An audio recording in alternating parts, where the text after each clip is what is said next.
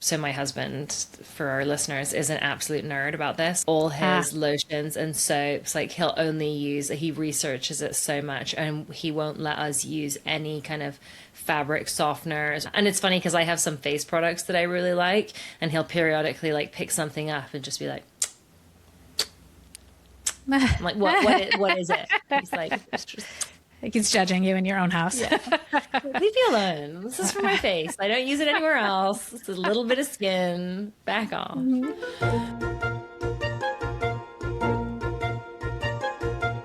Welcome to Modern Menopause, a podcast by Parlor Games. I'm one of your co-hosts, Morven, a licensed professional therapist, and I'm here with Dr. Robyn Kutka, my other co-host. She is our consulting physician and all-round expert on everything from hormones to menopause to saliva testing and so much more. Now, today we're going to be tackling a slightly more complex topic, which is xenoestrogens. So a lot of people, I think, have heard of actual xenoestrogens without necessarily knowing the word themselves. What is it? Bisphenol? BPA.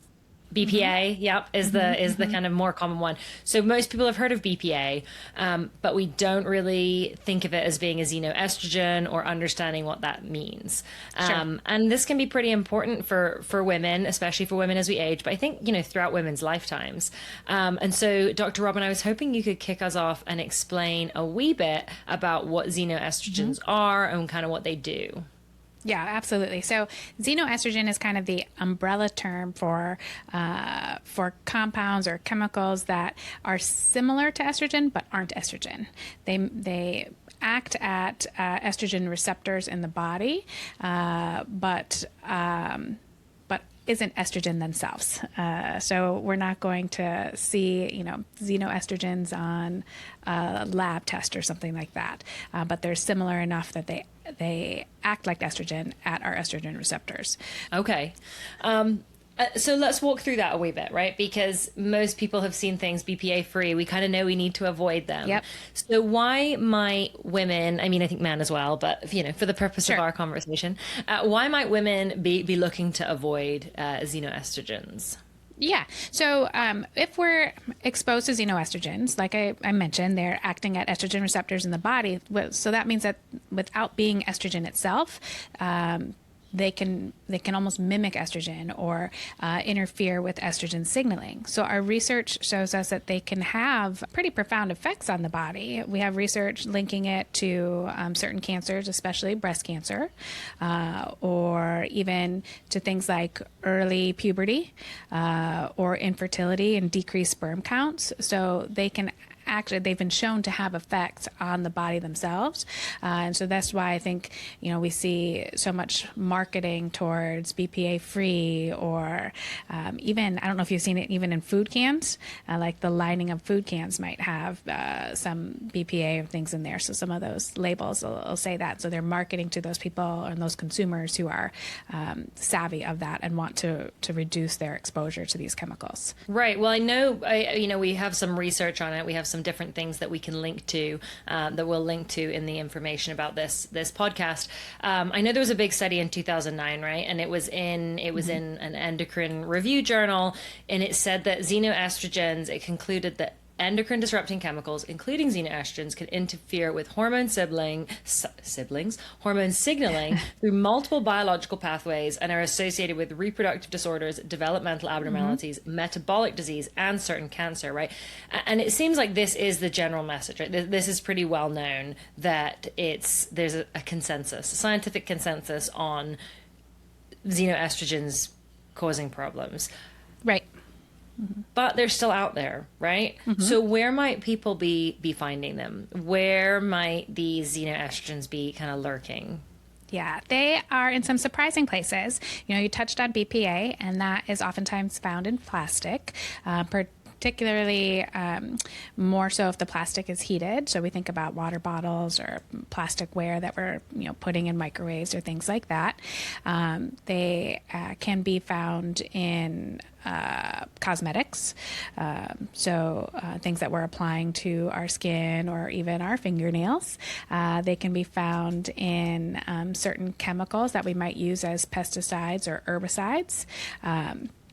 Or, a lot of times they're in plastic type things. Besides, we talked about water bottles and food service containers, really whatever we're hanging out with that's made of plastic. So I think of toys or things like that. But even the receipts, like our paper receipts that have the weird lining on them, those can be endocrine, have chemicals in there that are endocrine disruptors as well. Right, which is crazy to think about because I think that we don't necessarily, people know about the plastics. Plastics are sort of big, microplastics, plastic, not heating up plastic. This kind of stuff has become pretty well known. Yeah. Obviously, with things like cosmetics or things like receipts, people often aren't thinking, oh, this might contain something, that's going to be unhelpful for me. Are there any kind of things that people might notice if they are absorbing or consuming or, exposed to a lot of xenoestrogens? Yeah, I mean, that's a great question, but I don't know that we've ever had any research that says, xenoestrogen levels of this amount and you're going to feel X, that doesn't really exist. But we think of these chemicals, they're known endocrine disruptors. So meaning the endocrine system is our system that, helps us with our hormones. And so if we're experiencing things or seeing things like early puberty or, potentially low sperm counts, infertility, things like that, these might be contributing. And of course, that's something they can explore with their docs. But that's one of the things that we know or some of the things that we know that these chemicals can impact. Yeah, which is kind of a crazy thing when you think about it. Like that we know about this stuff and it's still in so many places. And you think about, I guess, things like pesticides and you're like, okay, well, hopefully people are limiting exposure to pesticides. They're using masks, right? They're using gloves, this kind of thing. But with things like cosmetics, I mean, you're obviously directly putting that stuff on your skin, on your face, with things like plastic containers, that kind of thing. For people who are maybe looking to or hearing about this for the first time and are thinking, oh, okay, I want to avoid this. What are some options? What are some ways that people can steer clear of xenoestrogens? So obviously avoiding plastics. I think that's the big one that a lot of people know about. And so potentially using glassware for storing our food, for reheating our food, not putting plastics in the microwave. And, when we get the question, do you want a receipt? Maybe saying no or having the receipt emailed so we don't have to touch it. Using honestly, I think one of I would say more natural products, but that's not always guaranteed either. And so there are websites out there that that kind of rate our makeups and our skincare. And let people know what's in there. The Environmental Working Group is one. There's another app. I have a couple girlfriends using it. I can't remember the name of it, but it's really cool because you can scan it in the store and it kind of grades it and tells you what's in there. It'll let people know what's in there. So being more mindful and aware of what we're putting on our skin.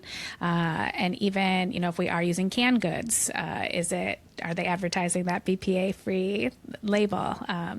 It'll be on the label, BPA-free lining rather. So things along that, and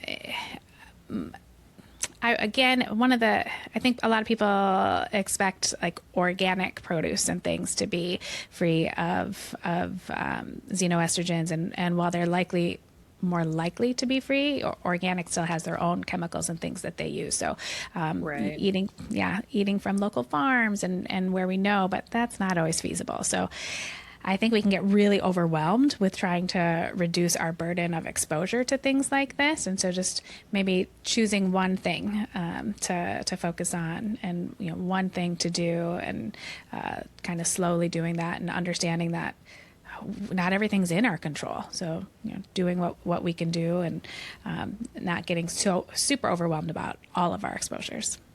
Right. I think that's the challenging part, right? It's sort of finding that delicate balance with some of this stuff and, we made the switch to sort of we have like glass food containers and glass bottles in this, but sometimes, yeah, your food comes in plastic. There's sort of not much you can do about it when you buy it at the supermarket. On the kind of subject, right, of xenoestrogens, because I think one of the challenging parts with xenoestrogens for women, especially for women as they age, right, is maybe our hormones are going a little bit changing a wee bit, let's just put it that way, as we age anyway, right? Our hormones start to change, they start to shift.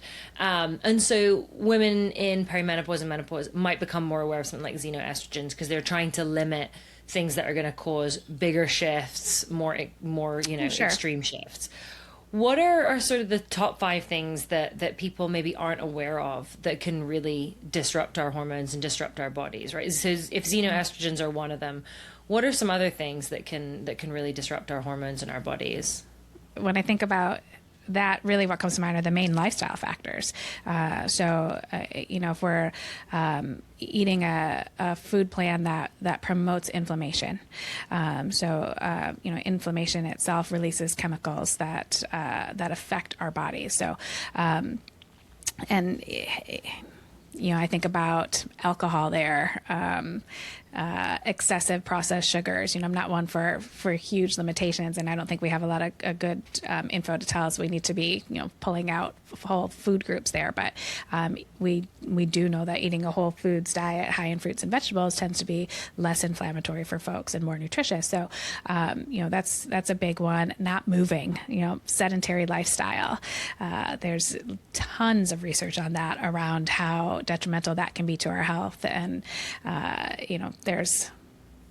there's one study showing it to be potential in some areas more risk than even smoking. I'm not saying to shift and trade one for the other, but we know that exercise is very important, and movement in general, or really it's not even so much movement though, but just sitting all day can be rough. So even if so many of us have desk jobs. I do too. But if we can get up and do, small walks or increase our movement somehow in there, not staying hydrated, so I work with a lot of people who we talk about all sorts of lifestyle factors, but I work with a lot of people who they don't like water, or they just forget to drink, or they don't want to. And it's amazing to me when we bring that on board, how much better they can feel in simple areas we didn't even realize. So those are a few big ones, but another one that we don't give enough credit to is sleep. Sleep is where we heal, where our tissues heal, where our hormones kind of reset, where our growth factor is regulated. So we need sleep, and so many people let that go. I think for they're too busy, or there was soccer practice and then late night eating and whatever happened, and so a lot of times sleep can be the first thing to go for folks, and it's really important for our bodies to reset and regenerate. So I think we're at 4 there. If I were to say a 5th one, stress management. Stress itself is a contributor to chemical change in the body, hormonal change in the body, hormonal disruptions in the body. And I know, we can't all modulate the stress that we come into contact with, right? There's definitely a lot of things out of our control, and we all have a lot of responsibilities. So, it's a pet peeve of mine when women are told, "Oh, just decrease your stress." Because it's like, really? If I could decrease my stress, I would have done that already. But there are things we can do, like all the things we just talked about, that can help. Can really kind of help us feel good without removing big stressors from our life, and anything we can do to just help make life easier, acknowledging our stressors, deep breathing, hiring out whatever we can, or delegating to family members to maybe take some things off of our plate, just to help stress feel a little bit less burdensome. Nice. Well, and one of the things I wanted to bring up there, because we've talked a lot about sort of what can disrupt our bodies, and I know one of the challenges is we've not done a ton of studies necessarily on how many xenoestrogens and what the levels are. But one of the things we do know, I mean, I know I brought up that there's a 2009 study, but there's another study, I have it here as well, that was in 2022, right? So a pretty recent study that talks about, some of the things. I know you mentioned, there's this research that shows it affects reproductive health, it can affect certain cancers. But both of these other studies also cite metabolic changes. And I know that you've actually got a study that found something similar. So let's talk about that, because metabolic disorders and I think metabolic changes can be a challenge for women as they age as it is. And so it sounds like that xenoestrogens can contribute to that in some way too. Yeah, definitely. So there are a couple xenoestrogens in particular that we think about disrupting the gut microbiome. So our gut microbiome is the critters that are in our gut. What we think of as probiotics, and there's a delicate balance there. And with these chemicals have been shown to disrupt that balance, which then leads to metabolic changes, and those changes have been shown to promote weight gain for some folks, and the other health concerns that we chatted about. So we know that these really affect quite a few areas in the body, yet the exposure, like you mentioned, is still there. Well, and this affects women at every age, right? I think that's the other thing to note is that, some of these environmental things, it's maybe women are becoming more aware of it, but it affects women at 55 as much as it affects women at 25 or 15, right? If they're getting exposure to these things. Yeah, I mean, certainly. Yeah. Yeah. Which I think is one of those things that's sort of scary to think about, because there's a lot more of this stuff. I mean, and I do wonder, I'm sure companies are getting better about pulling these things out as people become more aware and whatnot. But I know, because clothes are another big thing, right? Clothes, fragrances. We didn't talk about that. Like the fragrances, right? Fragrances are a huge one. We did forget that one. So I think about like air fresheners and stuff like that. Yeah. Yeah. Yeah. And like sprays, sprays and stuff to get rid of smells and whatnot. Yeah. Which is crazy. Yeah. Oh. And those are, and I mentioned fragrances, but I don't mean like, essential oils per se. So there are alternatives to those that don't necessarily have xenoestrogens.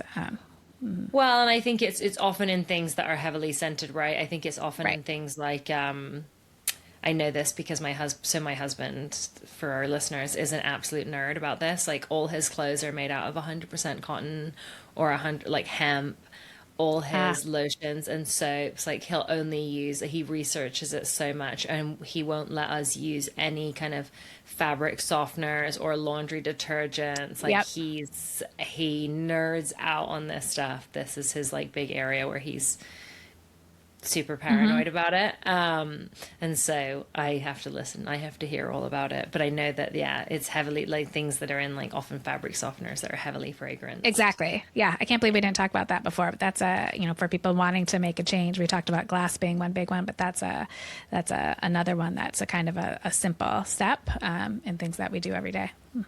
Yeah. And it's funny because I have some face products that I really like, and he'll periodically pick something up and just be like, I'm like, what is it? He's like, he's judging you in your own house. Yeah. Leave me alone. This is for my face. I don't use it anywhere else. It's a little bit of skin. Back off. Awesome. Now, outside of fragrances, we do know there is one other kind of secret, surprising place that you might find xenoestrogens, right? We've talked about plastics. But this, might surprise specifically, I would say, well, not specifically, I guess, but mainly women, which is vibrators, right? Yeah. Vibrators are often made from plastic, although you do get more glass ones nowadays. And you can find BPA and stuff like that in those plastics as well, right? Yeah, I think it's more phthalates in particular that we see there. I suppose BPA too, but you can actually see some of them advertised as phthalate free, and that would be that's a known xenoestrogen or one that a lot of people know about. So be sure to check that, ladies. Absolutely. If you're in the market for vibrators, be sure to make sure they're phthalate free. Okay, awesome. For our lovely listeners, if you enjoyed this episode, if you think that there's someone else, a lady in your life who could benefit from it, be sure to share, be sure to like, subscribe. You can find us on Apple, on YouTube, on Spotify. If you like this episode, like I said, like it, share it, and be sure to subscribe so you don't miss any future ones. And we will see you next time.